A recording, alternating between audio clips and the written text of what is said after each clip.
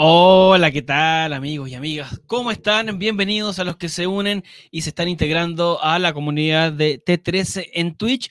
Hoy vamos a hablar sobre un tema que ha dado mucho que hablar, valga la redundancia, que son las vacunas. Y para eso vamos a conversar y lo presentamos desde ya y lo mostramos, ¡pum!, por arte de magia. Ahí está Gabriel León, nuestro querido Gabo Tuitero. Gabriel, un gusto tenerte acá. Muchas gracias por aceptar la invitación para hablar de un tema importante, polémico y muy viral. ¿Cómo estás? Bien, Tomás, y tú, gracias por la invitación. Yo encantado por conversar estos temas con ustedes. Oye, autor de un librazo, éxito de venta, La Ciencia Pop 1 y 2, acercando la ciencia para todos, Gabriel, en años, estos últimos años, sobre todo los últimos dos, que la ciencia ha jugado un rol más que fundamental en el desarrollo de nuestras vidas, en la pandemia. Cuéntanos un poquito cómo surge las críticas hacia las vacunas de que, ay, son muy rápidas, no confío, debo confiar. Cuéntanos un poquito sobre cómo se da toda esta temática en la Mm. ciencia, en el mundo de las vacunas, en la biología, todo eso más. Es súper interesante eso porque fíjate que si bien las vacunas son una intervención médica y son un producto biológico que se usa para estimular al sistema inmune y que éste genera una respuesta específica en contra de un patógeno, el problema en particular que tú mencionas se puede abordar de mejor manera desde las ciencias sociales, no ¿Ya? desde la biomedicina. Eso es súper interesante. Ujú. Por varias razones. La primera es que la intervención de la vacunación ocurre sin independencia, a diferencia de los tratamientos farmacológicos tradicionales. Si tú vas al médico y te dan un tratamiento y te dice tómese 2 tabletas cada 12 horas, qué sé yo, tú vas a la farmacia, lo compras y te lo llevas a tu casa. Y Claro. tú te administras el tratamiento tú mismo. Te pones la tableta en la boca, tomas un vasito de agua y te la tomas. La vacuna no. No hay independencia. Tú tienes que ir a que alguien te vacune. ¿Ya? Eso es Ujú. lo primero. En segundo lugar, es un procedimiento doloroso. Y eso es súper relevante. Las vacunas se aplican la mayor parte del tiempo inyectando una sustancia en el brazo. Y hay una cantidad enorme de gente que le tiene pánico a las agujas. Y no solo eso, le tiene pánico a los contextos médicos. Recuerden ustedes, y esto está súper estudiado, la presión sanguínea que las personas marcan en la consulta del médico es usualmente más alta que la que normalmente tienen, por el solo hecho de estar en un contexto médico. Eso es súper Wow. impresionante y Wow. y eso está súper estudiado. Y en tercer lugar, las vacunas son un procedimiento que generan un beneficio en el futuro. Y si hay algo para lo que somos malos nosotros, es para los beneficios futuros. Queremos los beneficios ahora. Por eso que entre otras cosas hay que obligar a la gente a correr para la vejez, porque si dependiera de uno no lo haría. Uno diría, no, pero si falta mucho todavía, qué sé yo. Entonces es extremadamente complejo desde el punto de vista antropológico de la ¿Ya? intervención. Y eso es importante porque el deseo de no querer vacunarse porque te da cosa, porque te da miedo, porque no te, se puede alimentar fácilmente el día de hoy en Internet. Y tú puedes racionalizar esta cosa de que no te guste mucho la vacuna, la puedes racionalizar con información que encuentras en Internet, que se hicieron muy rápido, que son magnéticas, que me van a espiar y todas las cosas que uno escucha, que al final terminan siendo intentos por tener una razón que tú puedas comunicar y decir, no, yo creo que se hicieron muy rápido. Ujú. Y estás racionalizando un miedo cuando esas mismas personas que dicen que, por ejemplo, que las vacunas se hicieron muy rápido, esas personas sabrán, por ejemplo, qué es rápido en medicina el día de hoy. Les Sí. llamará la atención, por ejemplo, que una cirugía ambulatoria de vesícula el día de hoy dure, no sé, un día y te operan con la paroscopía y la cirugía dura, no sé, 1 hora. Y hace 20 años atrás esa cirugía duraba 5 horas y estaba ahí hospitalizado una semana. Y nadie le dice al médico, ¿sabe qué? Es demasiado rápido. Opéreme el método antiguo que demora una semana. Nadie dice eso. Entonces, Claro. como que desconectamos ciertos elementos para finalmente tratar de justificar un miedo que es bastante irracional a este procedimiento médico. Qué heavy, claro. Y aparte que otro de, entre comillas, defensa o las exposiciones que hacían los miembros de los laboratorios o también científicos ajenos a los laboratorios es que dicen, claro, si para una vacuna no sé, lleva, por ejemplo, 5 o 6 años, pero es porque hay solo un equipo trabajando, un equipo Claro. reducido, y para esto había un batallón completo, así hablando A ver, vulgarmente, para encontrar la cura o que sea efectiva, ¿no? yo creo que es importante ahí hacer una comparación Ajá, y decir, por ejemplo, ya, ¿cuál es la vacuna más rápida de la historia hasta ahora? ya, Hasta antes del COVID. Bueno, la vacuna más rápida de la historia hasta antes de la COVID era la vacuna contra las paperas. ya. Una enfermedad que no es letal, produce algunos problemas, pero no es terrible, ¿ya? Y tampoco había pandemias de paperas, ¿ya? Es una enfermedad que no tiene mucho apuro. A eso voy, no había una Claro, urgencia. claro. ¿Ya?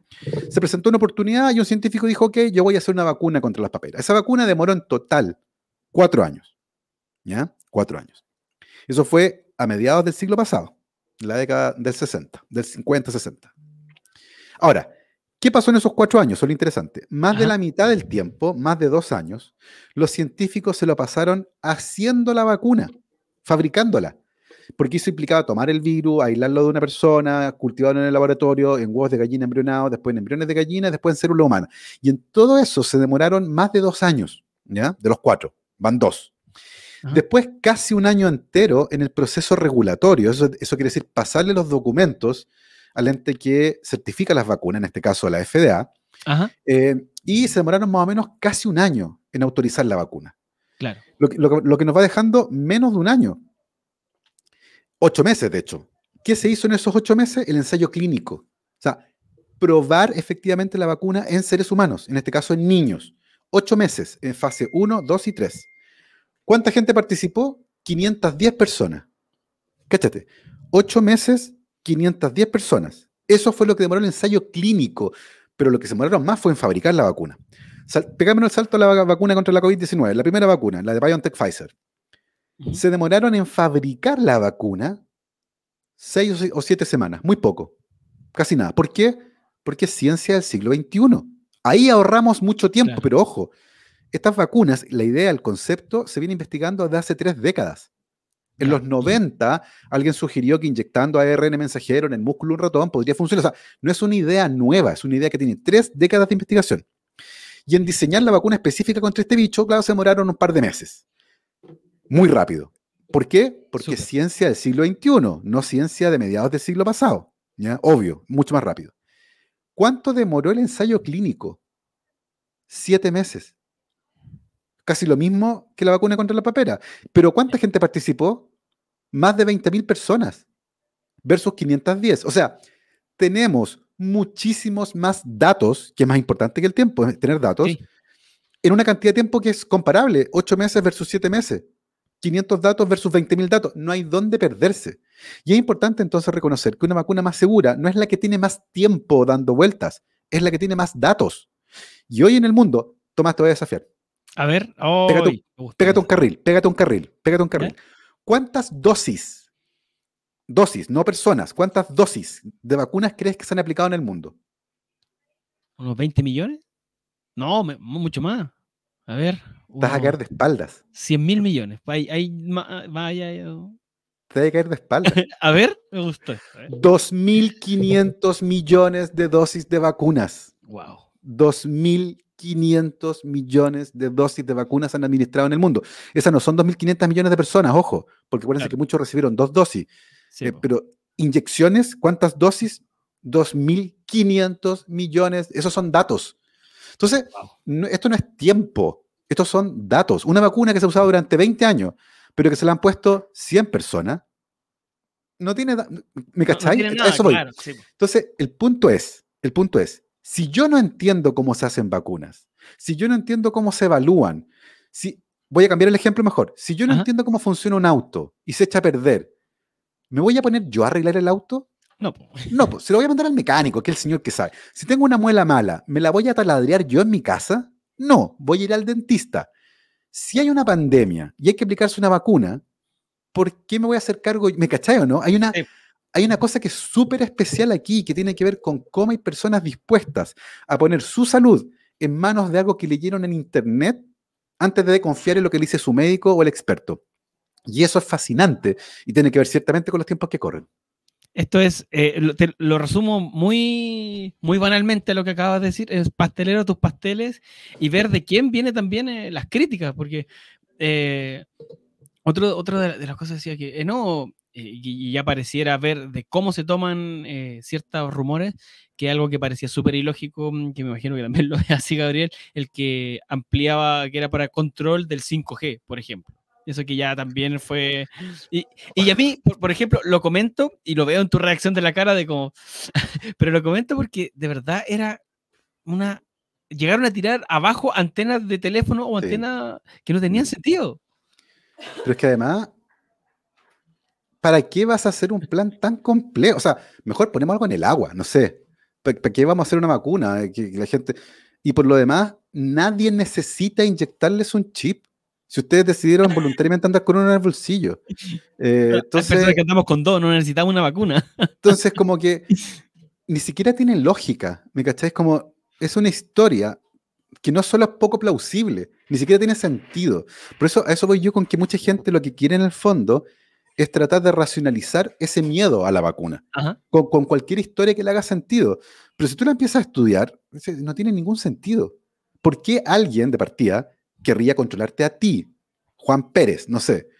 Y si fuera por seguirte, por control, bueno, hace rato que eso ocurre voluntariamente, porque Sí. le decimos dónde estamos, le decimos qué estamos comiendo, con quién lo estamos comiendo, e incluso cómo nos veíamos cuando éramos niños. Y cada vez que juegan uno de estos juegos y dicen cómo te vas a ver en 20 años más y suben sus fotos, están alimentando el algoritmo. Y lo hacemos todo el tiempo y dejamos un rastro de datos digitales que es impresionante. Entonces, ni siquiera tiene, ni siquiera es plausible esa idea. Entonces, es bien interesante porque finalmente lo que va a ocurrir, Tomás, es que va a haber personas que se van a parapetar detrás de esta idea y Ajá. no importa lo que tú les digas, no los vas a mover de ahí. Exacto. Y eso es el gran riesgo que se vuelve se vuelve de igual manera peligroso tanto como el virus, porque si pensamos en el boca a boca, más de alguna otra persona lo puede seguir, y es lo que pasa mucho también hoy en día con las redes sociales, que si alguien hace algo o dice algo, la manera en qué y en cómo lo amplifica lo vuelve más peligroso aún que no se vacune o que ande circulando, porque puede ser portador Mm. del mismo virus. Sí, no, sí. Yo creo que, fíjate que hace un tiempo atrás, cuando se discutía en algunos círculos esto de los terraplanistas, por ejemplo, ¿ya? Ajá. Y la gente decía, oye, pero ¿qué importa? Dejen que la gente crea lo que quiera, da lo mismo que alguien crea que la Tierra es plana. Y la discusión, creo yo, se malentendió porque nunca tuvo que ver específicamente con que la Tierra es plana o esférica. Claro. Tiene que ver con una forma de pensar que es peligrosa. Y la gente me decía, pero ¿cómo va a ser peligroso eso? Bueno, lo estamos viendo. Sí. Esa forma de pensar es la misma que justifica el día de hoy un montón de gente que no se quiere vacunar. Y eso es peligroso, porque entre menos gente se vacune, el virus más posibilidades tiene de seguir dando vueltas, más posibilidades tiene de seguir mutando, de adaptarse, de cambiar y de escapar, y por lo tanto nos mete a todos en problemas. Entonces, finalmente esa idea de que no, si da lo mismo que la gente piense que la Tierra es plana, da igual, ¿para qué te preocupáis? Que le ponen color y todas esas cosas que nos decían, no tiene que ver con la Tierra plana, tiene que ver con una forma de pensar que de alguna manera establece la idea de que la democracia significa que mi ignorancia es tan buena como tu conocimiento y que es mi opinión y tienes que respetarla. Y en eso transformamos todas las discusiones, incluyendo las científicas. Y se nos olvidó que las discusiones no se hacen con opiniones, se hacen con argumentos y con evidencia. Pero el día de hoy nadie hace eso y uno se escudan en eso y uno, pues es mi opinión y tienes que respetarla. Y es como, no, así no funciona la ciencia. No es que un científico opine que la fuerza de gravedad no existe y va a salir caminando por la ventana, porque se va a matar. La ciencia funciona, crea o no uno en ella. Y eso es algo que se nos olvida a veces. Puede que no la entendamos, pero eso no quiere decir que no funcione. Y ese es el punto. Si yo no la entiendo, tal vez lo más racional es pedir ayuda y que alguien me la explique, pero Sí. no para petarte en una creencia y sencillamente decir, es mi opinión y tienes que respetarla. Exacto. Y sobre todo hoy en día, donde, bueno, se suele caer en estas falacias argumentales en que se citan a papers o estudios de dudosa procedencia dice, pero es que lo leí en cierta página. Sí, Ahí claro. también yo hago un llamado, bueno, tú también se hace un llamado a consumir información de manera responsable, porque no todo lo que es partiendo, no todo lo que sale en internet es verdad, y de dónde lo sacas, por ejemplo, ¿no? Yo creo que también ahí hay un problema generacional. La gente como yo tengo 45 años. Pero ¿Ya? te ves mucho más joven, ¿eh? La ciencia me tiene así. Yo tengo 45 años y cuando yo era chico, y si yo quería saber algo más sobre los egipcios, por ejemplo, y tenía la fortuna de que en mi casa hubiera una enciclopedia, bueno, yo iba a la enciclopedia, buscaba y leía y aprendía algo. Claro. A lo mejor era información que estaba desactualizada de los egipcios, difícil, pero hay banderas de países que ya no existían, por ejemplo. Bueno, pero había una suerte de acuerdo social. Yo leo y aprendo. Bueno, ese acuerdo social el día de hoy ya no es cierto, porque cuando emerge Internet se rompió esa regla. Y hay gente que parece que se le olvidó eso. No todo lo que leo en Internet es cierto. Porque hay un montón de gente que sube cualquier cosa, lo que se le ocurrió, porque quiere engañar, porque no sabe, porque está equivocado, por un montón de razones. Y se conjuga muy bien eso Claro. con una parte oscura de nuestro cerebro. Y es A que a ver. nuestro cerebro le encanta tener la razón. Ah, No hay bueno. nada que nos guste más que tener la razón. Y dice, yo te lo dije, y uno se siente bien. Bueno, cuando uno busca en Internet algo, usualmente no busca la respuesta, busca una opinión que sea como la de uno. Yo sabía. A pesar de que haya 40 respuestas antes que dicen lo contrario. Claro. El sesgo de confirmación que tú mencionabas, Tomás. Porque nos encanta tener la razón. Entonces, sumemos. Gente que va a subir cualquier cosa a Internet versus tú que tienes ganas de confirmar lo que tú ya crees y por lo tanto lo leí en Internet, se convierte el día de hoy en una justificación fantástica para cualquier cosa. ¿De dónde sacaste eso? No, lo leí en Internet. Y es como, y se dice con una naturalidad tan grande, pero tú sabes que cualquier persona, cualquier loco, cualquier bromista puede subir lo que se le ocurra a Internet. Sí. Y como que se nos olvida eso. Y en el mundo hay 9.000 millones de personas, la mayoría con acceso a Internet, que pueden fácilmente, en cualquier cuenta que tengan de Facebook, de WhatsApp, poner cualquier cosa que se les ocurra. Sí, Entonces, como que Internet es una maravilla cuando uno sabe navegar por él. Y por lo tanto, deberíamos estar preocupados el día de hoy de enseñar justamente eso. ¿Cómo se navega por este mar? Que es una suerte de vertedero que está lleno de pepitas de oro. Y es muy fácil ensartarse con una lata vieja creyendo que es una pepita de oro. Así es, exactamente. Te hacemos un alto aquí para saludar, Gabo, a Sanamichi, a Corona BM, Bastián Trick, Jotitans, Ángel de FMN. Hola, ¿cómo están? Hola, ¿cómo están? Bien, gracias. Es su nombre de usuario. Lux45, Pipe Daniel, Maniol, el Gups, David Cova, Sofi 906, Andrés Guerrero, Bot Bruda, Benja Jesús, Pipki, Kenny RK. Bienvenidos a la comunidad de T13 amigos en Twitch. Estamos todas las semanas, casi todos los días estamos ahí con invitados conversando de distintos temas y hoy estamos con Gabo Tuitero, Gabriel León, conversando sobre los mitos, la verdad de las vacunas. Y mira, nos preguntaban acá, mira, un grande Gabo, dice David Cova, grande Gabriel, el Gups, José Colvin también. Y mira, Bot Bruda, que nos insiste que le respondamos acá, pero el especialista también dice, yo me vacuné con AstraZeneca y ahora me tengo que poner segunda dosis de Pfizer. Investigué y hay opiniones divididas con eso, porque en España se hizo lo mismo. ¿Qué opinas tú, Gabo, sobre esto? A mí también me tocó AstraZeneca, pero yo soy mayor de 45. Entonces me toca completar mi esquema con AstraZeneca.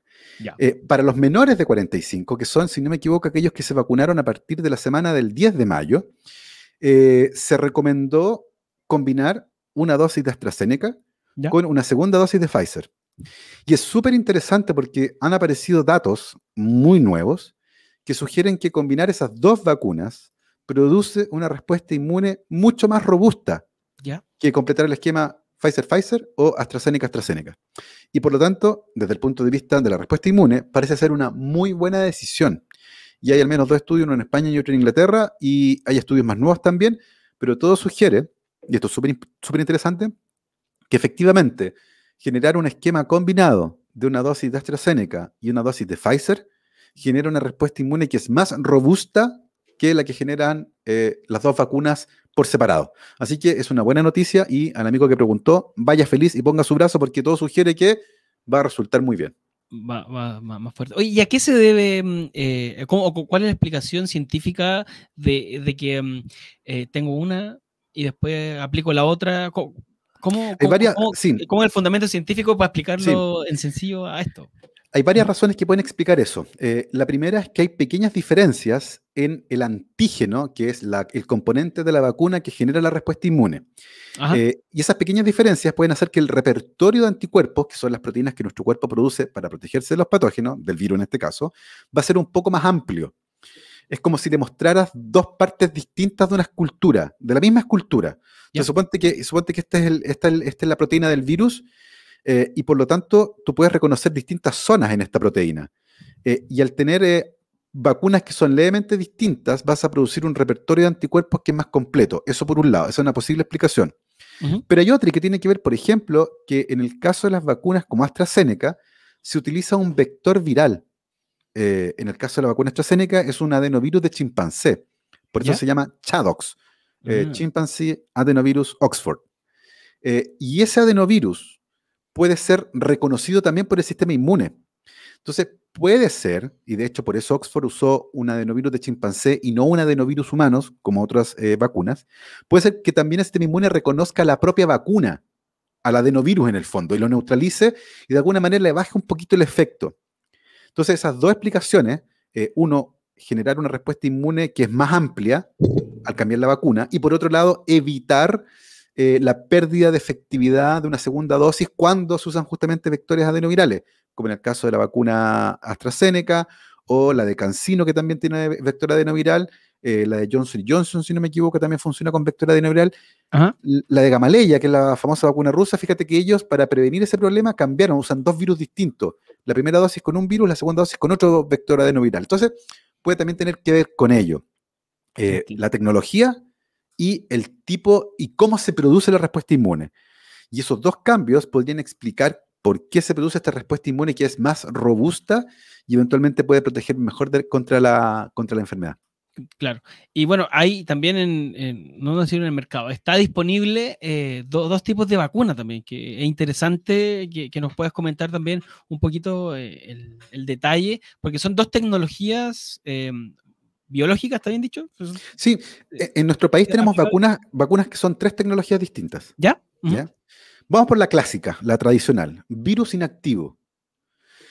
Las vacunas de virus inactivo las inventó un señor francés que se llama Louis Pasteur en Sí. 1885. O sea, es una tecnología clasiquísima. ¿Ya? Y básicamente es el mismo bicho que produce la enfermedad, pero inactivo. No se dice muerto, porque la discusión de si los virus están vivos o no es una discusión de larga data, pero inactivo. ¿Qué quiere decir eso? Que si lo inyectan, no te puede infectar y no te puede causar la enfermedad. Ujú. ¿Ya? Y no se puede copiar. Y básicamente es el virus que está apaleado, lo agarraron a combo y lo exponen a tu cuerpo y el cuerpo lo reconoce como algo ajeno y monta una respuesta de defensa en contra de él. Esa es la tecnología más clásica. ¿Qué vacuna usa esa tecnología? Sinovac. ¿Ya? Virus completo, inactivo. Primera tecnología. Segunda tecnología, vectores adenovirales. Esto es un virus que funciona como un caballo de Troya. Entonces es un virus que está modificado para que no produzca ni enfermedad ni se pueda copiar, pero a ese virus se le cambió el material genético para que fabrique una de las proteínas del coronavirus. ¿Qué vacunas funcionan ¿Ya? así? Por ejemplo, AstraZeneca, un vector adenoviral, este es un adenovirus que tiene modificado el genoma del virus y que incluye información genética para que nuestras propias células fabriquen una de las proteínas del coronavirus. ¿Ya? Ahí tienes la Perfecto. segunda tecnología. La tercera tecnología es la más nueva de todas y son las vacunas de ARN mensajero. Y la lógica es bien sencilla.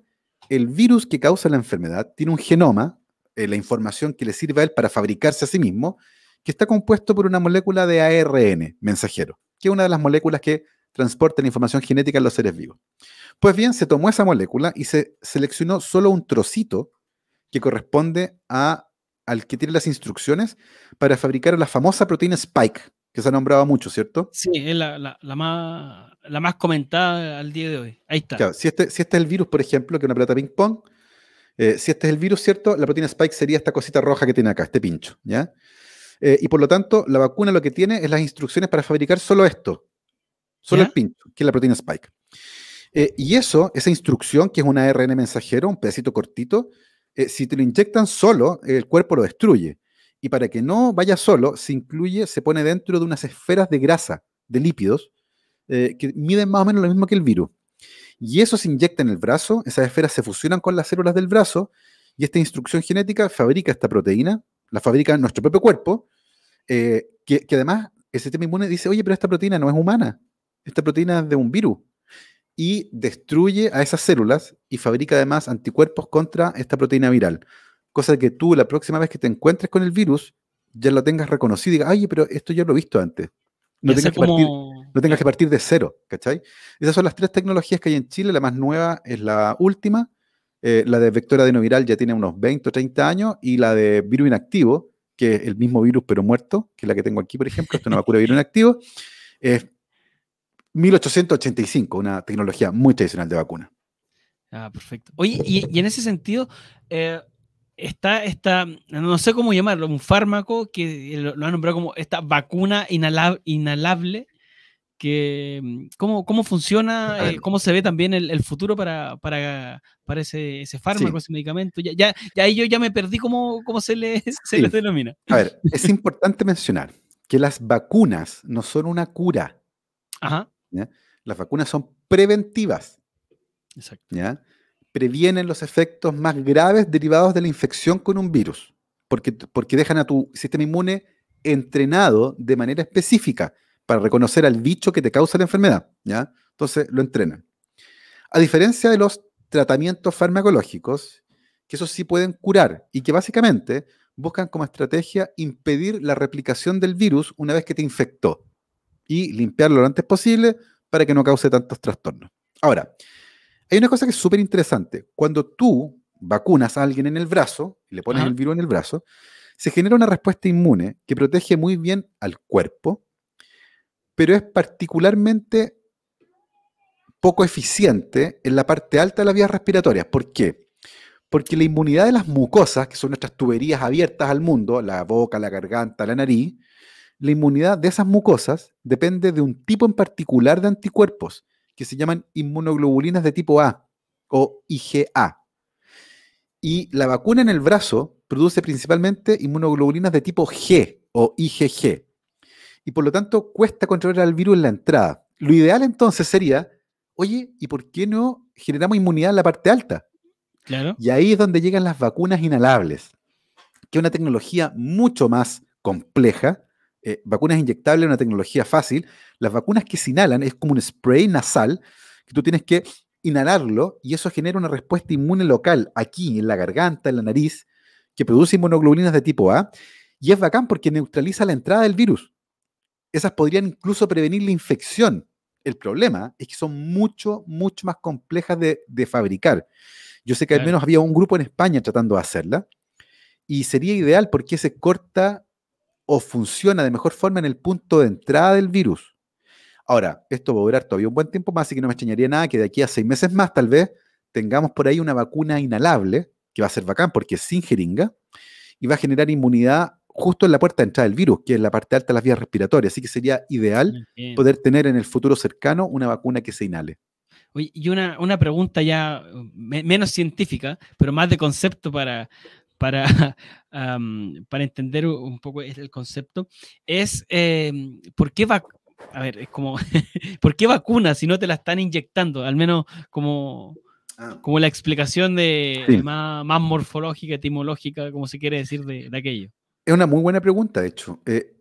La vacunación como concepto lo que busca es activar una respuesta inmune específica en contra de un patógeno. Esa es la vacuna. Y por lo tanto hay varias vías de administración, no tiene por qué ser inyectable. De hecho, hay vacunas que se toman. La vacuna contra la polio, Ujú. que se aplicó en Chile, eran unas gotitas. Y te dan unas ¿Ya? gotitas, qué sé yo. Y era una Claro. vacuna que se tomaba por vía digestiva, ¿ya? Entonces, las vacunas no tienen necesariamente que ser inyectables. La vacuna es una intervención médica que produce una activación específica del sistema inmune y se puede conseguir por múltiples vías de administración. Ahora, ¿por qué se llama vacuna? ¿De dónde Ajá. viene el nombre? Bueno, la primera vacuna fue inventada en 1796. La inventó un médico inglés que se llamaba Edward Jenner. Y fíjate que en aquella época había una enfermedad bien terrible que se llamaba viruela. La viruela era espantosa, era una enfermedad que mataba al 30% de la gente que infectaba, los dejaba desfigurados al resto, era horrible. De hecho, busquen en Google viruela y busquen imágenes de viruela. Por alguna razón, ninguno de ustedes conoce a alguien que haya tenido viruela. Eso es súper interesante, va a quedar ahí, ¿ya? Bueno, había otra enfermedad en aquella época que afectaba a las vacas y que se parecía a la viruela, se llamaba de hecho viruela de las vacas o viruela vacuna. Y este señor, este médico inglés, descubrió que cuando a un ser humano le daba viruela de las vacas, que era una enfermedad súper suave, a esa persona no le daba viruela humana. La enfermedad de las vacas nos protegía contra la enfermedad humana. Y lo que a ese le ocurrió, dijo, bueno, la enfermedad de las vacas Ya, no, ahí, no hace... perdón, Gabo, Dime, ahí ahí está, está. ahí está. Ahí, No, rapidito nomás, tremendo, tremendo, tremendo, tremendo, tremendo. Bueno, perdón. él dijo, la enfermedad de las vacas a un ser humano no le hace nada, pero la enfermedad humana lo mata en el 30% de los casos. Así que, ¿qué pasa si yo infecto intencionalmente a alguien con la enfermedad de las vacas? Y eso hizo, en una época en que no había investigación científica muy regulada, agarró al hijo del jardinero ¿Ya? y lo infectó con la enfermedad de las vacas. Perfecto. Y después de un tiempo, cuando el niño ya habían pasado 2 semanas, lo expuso a la viruela Wow. humana varias veces y el niño no le pasó nada. Y así este señor demostró que efectivamente la enfermedad de las vacas protegía contra la enfermedad humana. La enfermedad de las vacas se llamaba Variolae vaccinae, por viruela de las vacas. Y por ¿Ya? lo tanto la palabra vacuna viene literalmente de las vacas. Mira, mira. Porque hace referencia, cuando tú estás vacunado, es un procedimiento que viene originalmente de De las vacuna. vacas. Ahí está, de vacuna, de vacuno. Mira. Uy, me acaba de explotar el cerebro. Mira, aprovechamos de saludar a Alexal Sugi. Me dice, yo creo que el tío Gao es el mejor divulgador de ciencia a nivel nacional y uno de los grandes en español. Aprovechemos, dejemos en stand-by también el tema de vacuna y para hablar sobre tu rol también de creador de contenido, de divulgador científico, cómo se te ha dado también, porque ya llevas mucho tiempo, bueno, tu nombre sale de que iniciaste en Twitter, Gabo Tuitero, ¿cómo ha sido todo este largo andar por Twitter, por Instagram, con tu podcast, con, ya lo decíamos, con los libros que han sido todo un Mm. éxito? Es súper interesante porque yo este año cumplo 10 años haciendo comunicación científica. ¿Ya? Comencé el año 2011 gracias al fútbol. ¿Ya? Es algo que me encanta porque estaba jugando fútbol con los estudiantes en el laboratorio y me corté el tendón de Aquiles, que es una lesión muy Espérate, dolorosa. estaban jugando dentro del laboratorio. No, no, no, no. Sí, porque dice, ay, No, no, no. cuidado, No, cuidado no, que ahí está, no se hubiera pueden sido ahí cortar. hubiera pasado algo más grave que eso. Era un campeonato que teníamos, y a mí me encanta el fútbol, ¿Ya? y estamos jugando con los estudiantes, qué sé yo, en una cancha cerca del laboratorio, y me corté el tendón de Aquiles. Es una lesión muy dolorosa, y me tuvieron que operar. Terrible. Me operaron y estuve 2 meses con licencia. Ujú. Y en esa época yo vivía solo, entonces estaba en cama, aburrido.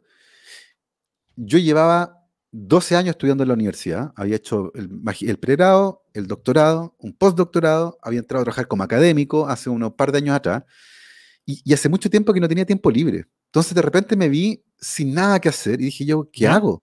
¿Qué hago con todo este tiempo que tengo? Y como siempre me gustó escribir, dije yo, voy a escribir una novela. Voy a aprovechar este tiempo para escribir una novela, que es un deseo súper ambicioso.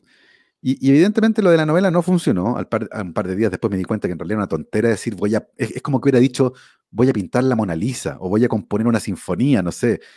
No tenía idea de lo que estaba diciendo, una magnitud impresionante. Pero como todavía tenía tiempo y que tenía ganas de escribir, dije, bueno, a lo mejor no tengo que escribir una novela, a lo mejor puedo escribir un blog, que en esa época eran muy populares los blogs. Y comencé a escribir un blog que se llamaba El Efecto Rayleigh, ¿Ya? y pasó algo bien curioso. A la gente le gustó. Y, y pasó algo súper curioso. Un día me llaman por teléfono, estaba yo en mi casa y me llaman por teléfono y contesto y me dice, hola Gabriel, tú no me conoces, yo soy Matías del Río, soy periodista en TVN, en esa época estaba en ¿Ya? TVN, y Ajá.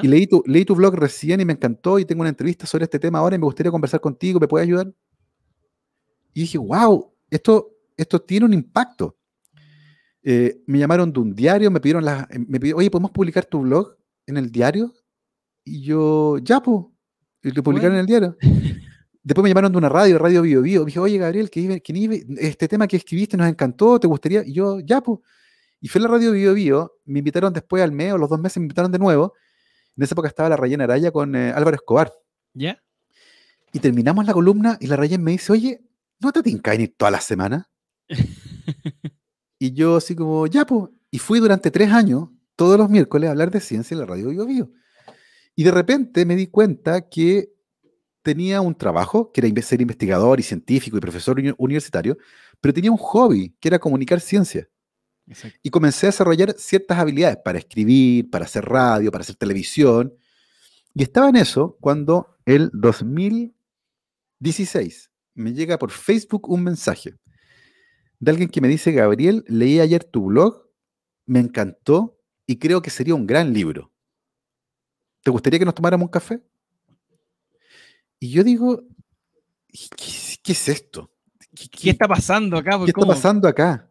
Bueno, me junté con esta persona en un lugar muy público, muy visible, porque yo a esta altura estaba convencido de que había descubierto que éramos compatibles y me quería robar un riñón, algo así.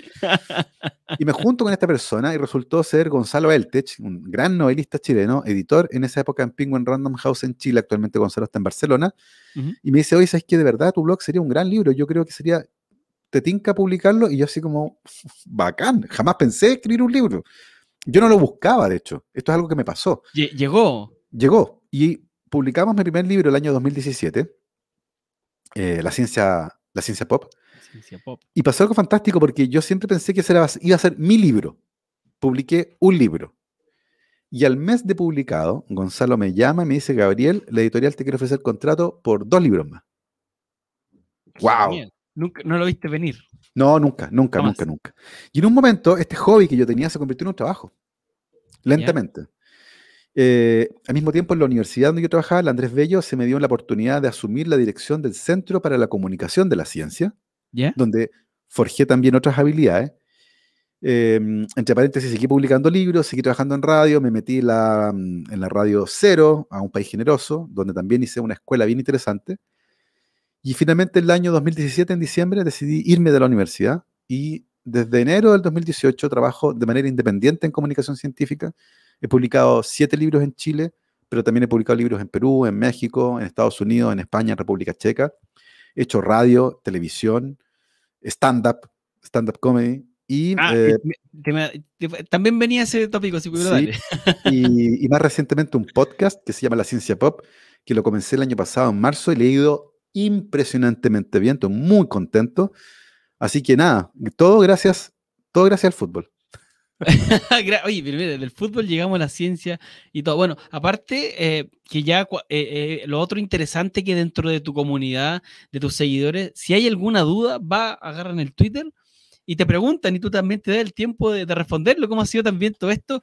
Que, dicho sea de paso, también necesita harto tiempo de dedicación, porque imagino que deben llegar muchas preguntas, sobre todo en estos tiempos. Sí, sí, de hecho, antes era más fácil, porque tenía tiempo de contestar preguntas. Ahora me llegan todos los días decenas de mensajes, ¿Ya? por Instagram, por correo electrónico, por Twitter, y la verdad muchas veces no puedo responder, no doy abasto, esa es la Sí. verdad. Eh, Así que si alguien me mandó una pregunta y no le contesté, desde ya le pido disculpas, pero de verdad estoy desbordado de cosas, porque además hago muchas otras cosas. Entonces hago clases en varias universidades, Te dicto invitan a talleres Twitch. me invitan a Twitch, a todas las entrevistas que me invitan trato de ir, dicto cursos de comunicación científica para académicos y estudiantes de doctorado. Hago también, creo contenido para clientes de manera específica que quieren un contenido en cápsulas de video o en podcast, qué sé yo. Ajá. Entonces hay harta pega, pero sí, la comunidad y poder contestar las preguntas que tienen las personas ciertamente ocupa parte importante de mi tiempo. Bueno, y aparte también está esa beta que antes de llegar a las comunicaciones eras profesor, o sea, sigues siendo profesor, perdón, eres académico y me imagino que eso también te ayuda ¿cuánto se llama esto? A tener una forma más lúdica y para que la gente entienda realmente lo que se quiere comunicar. Creo que ese también es un valor agregado importante como nos has explicado acá, en tu podcast, en tus libros también. Sí, de hecho yo creo que haber hecho clases durante 10 años, Ujú. haber hecho clases de biología celular a estudiantes de primer año en particular, fue un desafío que me permitió entrenar muchas herramientas que el día de hoy yo aplico en mi trabajo cotidiano. Porque es súper desafiante hacerle clase a 80 estudiantes de 18 años, ¿Ya? cada uno con un móvil en la mano, y Exacto. tratar de convencerlos de lo apasionante que es el retículo endoplásmico, por ejemplo. Un día miércoles a las 3 de la tarde. Entonces, evidentemente, ese desafío requiere desarrollar habilidades de algún tipo. Y eso me sirvió mucho para diseñar clases que fueran más entretenidas, donde los estudiantes quisieran ir a clases, que además lo pasaran bien. Eso fue un desafío, que lo pasaran bien, que se rieran, que aprendieran, que se emocionaran. fíjate, que se emocionaran, Sí, po. que se sorprendieran, porque la ciencia es emocionante, la ciencia es sorprendente. Y decía, ¿por qué esos elementos de la ciencia tenemos que sacarlos de estos cursos? Porque yo tengo que tomar un libro, el famoso libro de biología celular del Albert, y pasarlo como si lo estuviera leyendo, cuando acá hay un montón de cosas que no aparecen, que tienen que ver con cómo ocurrieron esos descubrimientos, que son relatos fantásticos. Bueno, y eso los incorporé en mis clases. Y esas herramientas del día de hoy son fundamentales y permiten explicar parte importante del trabajo que hago. A mí también me parece interesante tu labor como comunicador científico, como divulgador, porque muchas veces se ve como, es ciencia, es como, qué lata. Pero también hay otra, yo creo que también pasa mucho por el cómo se comunique, por cómo se tenga esta cercanía o el feedback de las personas. Y a menos, a diferencia, no sé, por ejemplo, lo que haces tú con los libros de ciencia pop, que también lo he leído, que son muy interesantes, lo que hace también, por ejemplo, el profe Massa, que es acercar algo tan complejo, que son años de estudio que hacen ustedes y lo pueden simplificar de buena manera, hace que esto Mm. tan complejo sea cercano y te den ganas de seguir consumiendo más. Por acá en el chat, uno de los chicos nos decía, yo tengo mira, acá, Pucha Connie, la ciencia pop es buenísimo, tengo el uno y el 2 por ejemplo, que Mm. les guste seguir, que está como saga, yo creo que también es gratificante para ustedes. Es que además, ¿sabes qué? Yo creo que hay un componente importante en esa ecuación que tú mencionas que es cierto. La ciencia es vista usualmente como algo árido, difícil, Sí, complejo y qué sé yo. Pero se nos olvida algo súper importante en esa descripción, que es fundamental. La ciencia es una actividad humana. No la hacen robots, no la hacen androides, la hacen personas. Y a esas personas les pasan cosas, cosas que son súper entretenidas. Y esas son justamente las historias que hay que rescatar. Porque no es que los descubrimientos aparezcan en el vacío, no es que un día en 1820 alguien se levantó y dijo, oh, esto tal, y no, partió 20 años antes cuando en un viaje a caballo se cayó, pero porque así es la vida, po, porque nos pasan cosas. Entonces, creo que es importante ir rescatando esas historias porque la riqueza narrativa de la ciencia debería estar al servicio de la ciencia, no relegada a un cajón oscuro y sencillamente hablar de los grandes descubrimientos porque no sí, ocurren en el aire, no es que a alguien se le ocurrió un día algo. Entonces yo creo que es importante eso, rescatar esta idea de que la ciencia es una actividad humana y por definición a los seres humanos les pasan cosas, la vida es acontecida. Bueno, contemos esas cosas porque son súper entretenidas y además nos permiten identificarnos, porque a mí me pasó lo mismo, yo también me sentí así y uno dice, oye, mira, no es tan lejana la ciencia, sí, no po. es tan lejana la ciencia. Me pasa al menos en el tema personal y por qué lo mencionaba. Yo me acuerdo que, no sé, en el colegio, yo ya tengo 34, en básica, por ejemplo, estaba el típico, los grupitos que, no sé, ya, los que hacían fútbol, básquet, ciencia, computación y todo. Yo tuve la suerte que mis papás me llevaban para todos lados, me llevaban a los que quería hacer. Yo estaba en fútbol, básquetbol, computación y los fines de semana tenía era como un club de biología. No recuerdo el nombre, pero te digo básica. Y era como que iba lo que eran como los más mateos, o era como los que lo veían más ñoño, y dije, a ver, vamos a probar, ¿cachai? Y fui, y claro, y es otra forma de ver la ciencia, con experimentos, me acuerdo que me hacían los profes, de hecho teníamos que ir a otro colegio, porque tenían mejores laboratorios, y no sé, era algo como, no sé, volvían tan entretenido el abrir, no sé, un molusco, y decir, el aparato de Golgi, por ejemplo, y conocer, yo creo que eso me gusta mucho, por ejemplo, reitero, lo que haces tú, lo que hace el profe Massa, los antiguos libros también de Stephen Hawking son muy interesantes, la teoría del todo, de hecho, así, no, creo que sí, no me acuerdo, uno de los libros que me caché porque lo estaba buscando, y claro, decía que hizo ese libro porque lo había escrito anteriormente, y lo que buscaba era que la gente se interesara, no Mm, ponerle fórmulas para que la gente se sí, alejara sí. de la ciencia. ¿Cómo también lo Sí, ves tú al momento de escribir los libros? tal cual, tal cual. Yo creo que, a ver, la comunicación de la ciencia tiene propósito Ujú, y tiene un propósito previo. ¿A qué me refiero? Que uno antes de hacer cualquier cosa tiene que decidir por qué la va a hacer. claro, Y en mi caso, el gran mantra es, la ciencia es una actividad humana.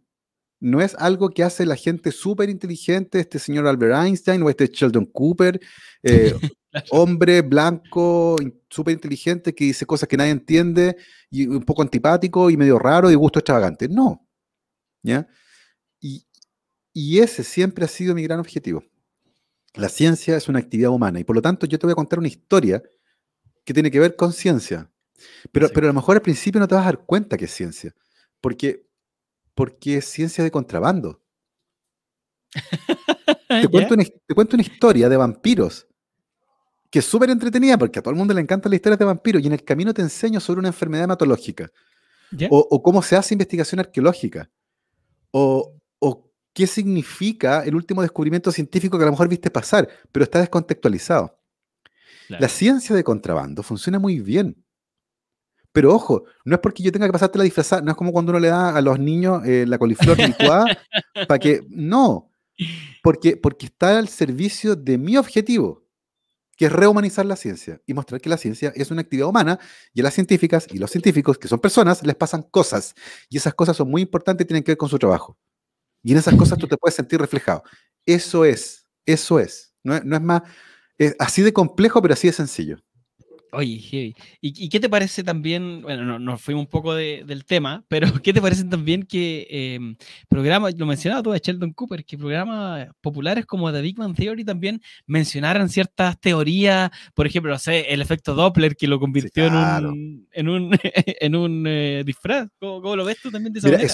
es súper divertido porque en la comunidad científica y de comunicación científica hubo una suerte de reacción dual, porque por un lado es bacán que se hable de ciencia en plataformas tan visibles como una sitcom sobre científicos, sobre físicos de partículas, que una cosa impensada. Imagínate, yo imagino esa reunión de pauta cuando uno dijo, oye, ¿y si hacemos una sitcom sobre físicos de partículas? Y la mirada que le tienen que haber dado, así como, Sí, ¿qué te tomaste, weón? no quieres que te vea nadie. Ya, te pegaste en la cabeza, pero bueno, funciona muy bien.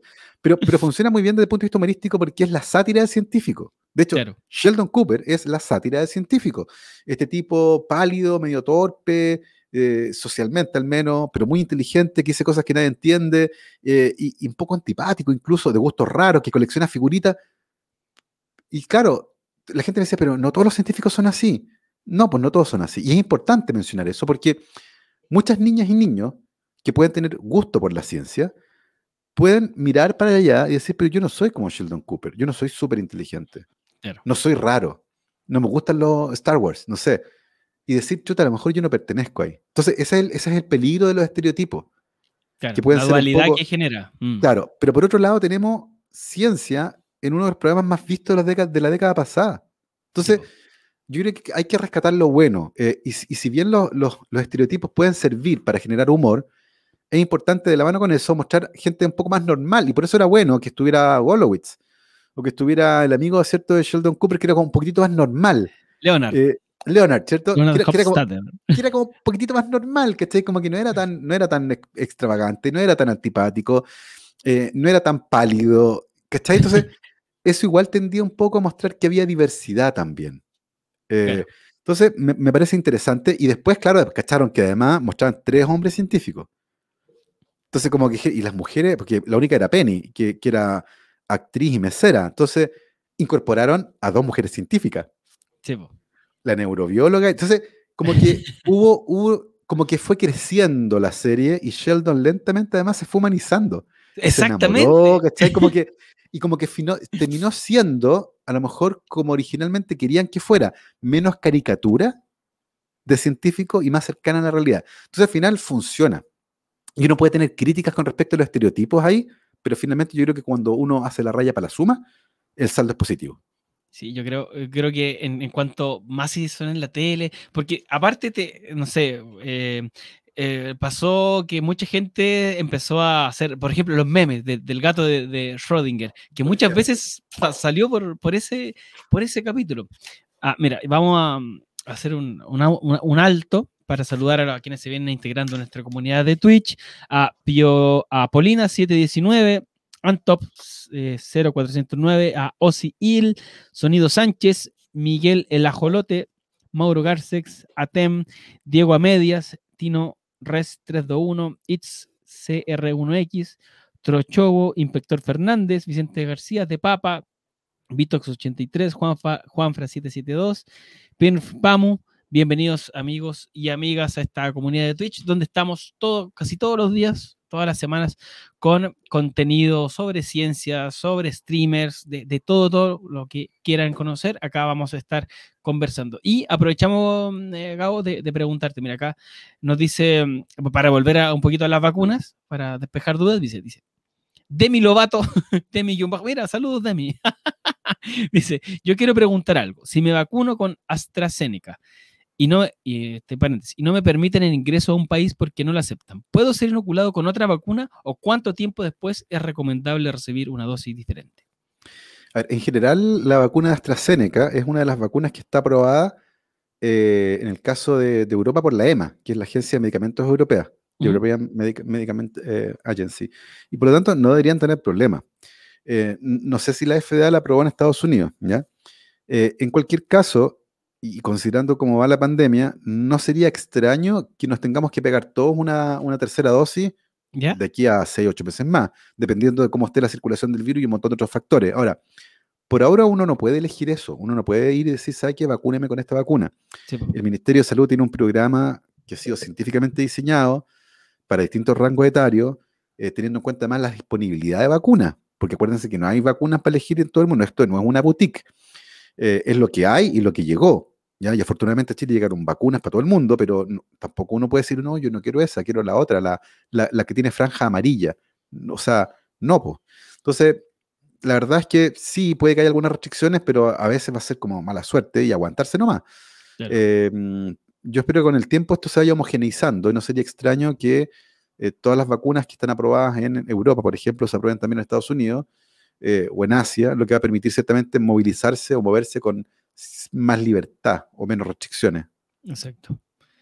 Mira, y nos preguntan acá los chicos que si espérame, ¿hay alguna vacuna que podríamos decir que es la más efectiva que otra? No, Depende. Ujú. no, porque todas las vacunas se fueron estudiadas en ensayos clínicos independientes. Y uno no puede comparar ensayos clínicos entre sí. Es imposible, porque las poblaciones son distintas, las intervenciones son distintas, los parámetros son diferentes, los puntos de corte son distintos, entonces uno no puede comparar. ¿Ya?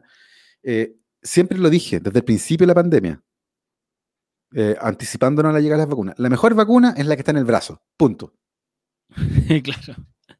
Y con respecto a eso, otra pregunta bueno, esto también está en T13.cl, aprovecho de pasar el dato, pero para que me lo expliques tú con otras palabras y que tiene mayor tacto académico, que decían de que muchas de gente se preguntaba de por qué dolía el brazo en la primera o en la segunda dosis, y había un estudio que mencionaba que si te dolía el brazo era porque la vacuna estaba actuando, ¿verdad? ¿Eso es real? A ver, Cuéntanos un poquito.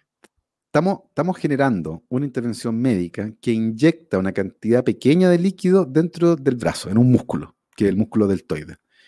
Y eso va a producir una respuesta inflamatoria. Van a llegar glóbulos blancos, va a haber una respuesta inmune, hay daño en el tejido, o sea, es evidente que va a pasar eso. Y por lo tanto, eso va a producir además la generación de algunas moléculas que generan malestar, tanto local, el dolor, la inflamación, el enrojecimiento, como sistémico en todo el cuerpo, como fiebre, dolor de cabeza y cosas así. Exacto.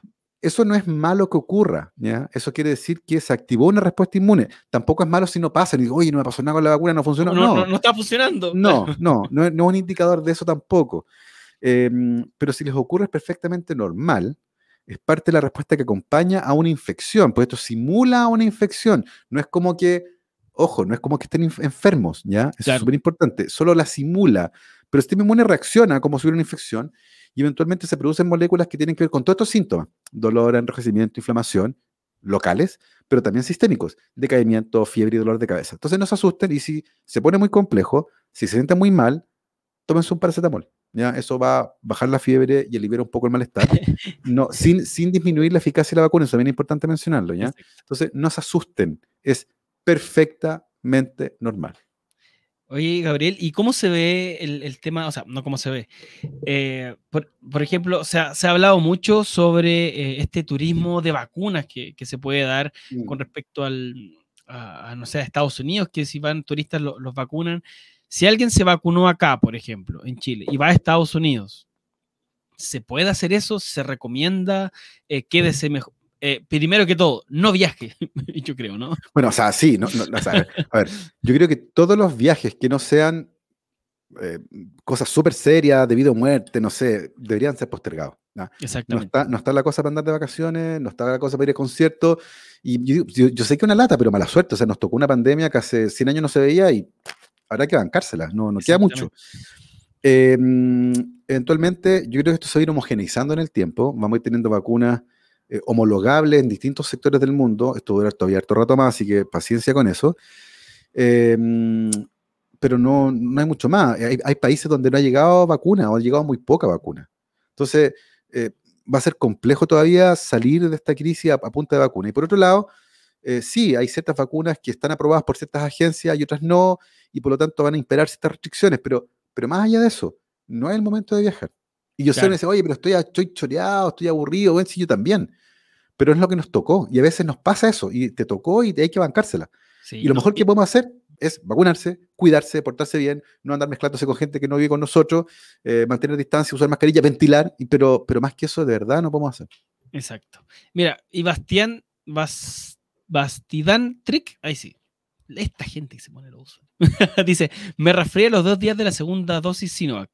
¿Es parte de los efectos secundarios? Dice, te hace la pregunta. A ver, sí, hay algunos síntomas que producen la vacunación que tienen Ujú. que ver con la generación de moléculas que se llaman interleuquinas y citoquinas, que pueden producir malestar, así como dolor de cabeza, un poquito de fiebre, malestar generalizado, y uno dice, hoy me resfrié.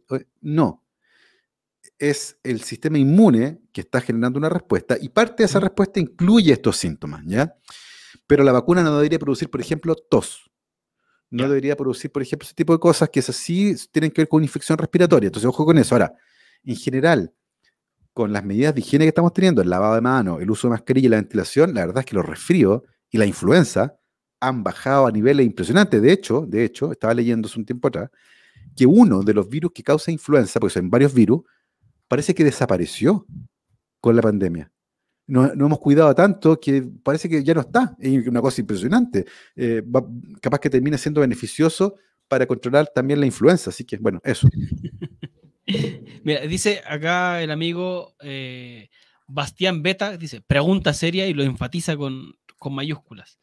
¿El consumo de estupefacientes influye en cuanto a la vacuna? En general, el consumo de cualquier tipo de droga, eso incluye drogas inhalables, bebibles, inyectables, podría tener un efecto negativo en el funcionamiento del sistema inmune. ¿Ya? Por eso, por ejemplo, se recomienda no beber alcohol Ujú. después de la vacuna.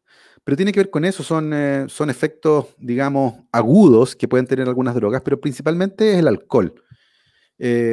Así que no sé si hay estudios sistemáticos al menos que permitan ver los efectos de cada droga por separado.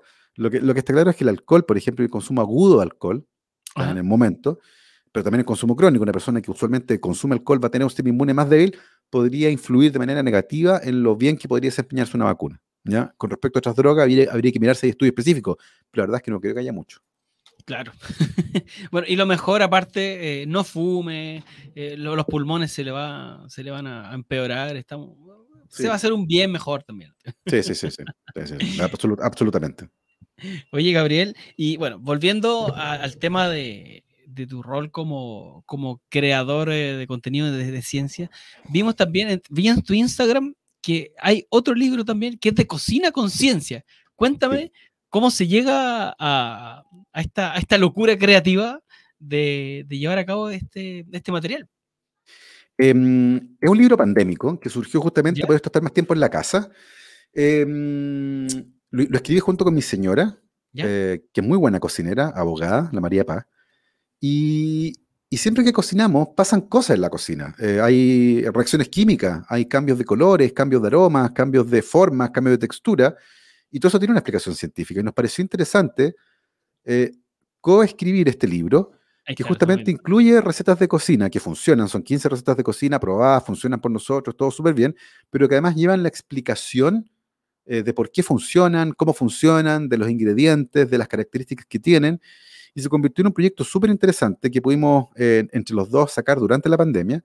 Ujú. Estamos muy contentos con el resultado. Y además, en esta casa se cocina mucho. Y sí que es un homenaje un poco también a la vida familiar y sobre todo a volver a la comida casera, particularmente en pandemia, donde el delivery, por ejemplo, se tomó nuestras vidas. Bueno, yo creo que es una invitación también, a pesar de que a veces falta tiempo, de tratar de volver a la cocina, tratar de volver a cocinar, a comprar más ingredientes y menos comida. Y esta es una invitación justamente a hacer eso y además incorporando en eso a los niños, para que se acostumbren de chicos, niñas y niños, a estar en la cocina, a cocinar, a colaborar en ese proceso, a que les guste esto de cocinar y que se hagan a la idea de lo importante que es también, ¿cierto? La comida casera, más allá de lo rico que puede ser de vez en cuando, ir a chatarrear, ¿cierto? Pero siempre acordarse que la mejor comida es la que se hace en la casa. Súper. Gabriel, te queremos agradecer todo tu tiempo, las respuestas e invitarlos también que te sigan en tu Instagram, ahí, Gabriel, ¿de dónde te encuentran? En tu Gabo podcast, Tuitero. Gabo Tuitero, claro. En Twitter y en Instagram. El podcast, todos invitados también ahí, este La nuevo ciencia libro, pop. Ciencia Pop y todo. Y bueno, agradecerte y muchas gracias por todas las preguntas que recibiste y las respuestas y toda información científica. No, un placer, Tomás. Muchas gracias a la comunidad que se conectó. Encantado de poder conversar con ustedes en este espacio, de ir de a poquito conversando sobre ciencia, particularmente sobre vacunas. Y nada, el mensaje es ese. Sigan cuidándose, usen mascarilla, ventilen, sobre todo en invierno cuando nos tendemos a encerrar un poco más porque nos da frío. Bueno, se abriguen un poco más, pero ventilan, vacúnense cuando les corresponda y como siempre cierro el podcast, que la ciencia los acompañe. Eso. Chao, chao, Gabriel, que esté bien, cuídate. Hasta luego. Chao, chao. Bueno, y a ustedes, amigos y amigas, les recordamos que estamos todas las semanas con este tipo de conversaciones. Si les gustaría ver a alguien, ahí me pueden escribir también a mi Instagram, TomásPardo23, para conversar de distintos temas. Ya les comentaba, tenemos con streamers, tenemos con comediantes, con músicos. Y ahora, ¿qué les parece? Les tengo una invitación. Y si nos vamos a hacer un raid, veamos quién está conectado, los leo, si nos mandan los nombrecitos, hacemos un raid, mientras aprovecho de saludar a quienes se unieron a nuestra comunidad, a Asleven, a Christopher, Clau Mapu 1, Bastián, Jefe Maestro 2006, Ignacio León, Sacanit 13, Disreal, Bastin Beta, Camila San, Helsik, Diego, Drago 1607, Alejandro 0404, Polina 719, Antop 0409. Chicos, les recordamos, todas las semanas estamos con distintos personajes de internet. Bueno, gracias también a Maciú que dice, muy buena la entrevista. Y recordarles, todas las semanas tenemos contenido en nuestro canal de Twitch, donde, sí, a ver, Suicide Misery, saludos Suicide, que nos acompaña acá en el chat. Bueno, ahora pueden aprovechar de spamear todo lo que quieran, porque ya no hay más preguntas para Gabriel. Y les repito, si les gustaría ver algo o con otro streamer nacional, ahí nos van dejando su nombre para invitarlo a nuestras transmisiones. Va a haber más contenido también. Y ya, llegó la hora. ¿A quién vamos? ¿A quién algún streamer que se le... que a quién le podemos... ¿con quién se quieren quedar? Porque acá lo hacemos entre todos el contenido. A ver, los leo. A ver. Bastián Betas dice, buena data, compa, acá hacia adelante, bro. Muchas gracias, Bastián. Bienvenido también a la comunidad de T13 en Twitch. No le voy a hacer caso, así que... Tío Vito, a ver, veamos acá el tío Vito. Tío Vito. Vamos viendo. A ver, no lo encuentro. No está al menos el tío Vito. A ver. Si no, a ver. Joel, a ver. Vamos bien, si acá podemos, nadie nos apura. Tenemos que ir a almorzar, pero. Joel, a ver.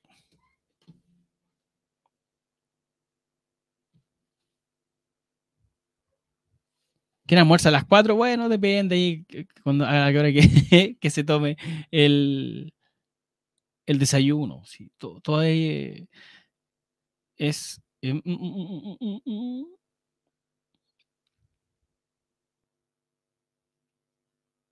Al Vela. A ver.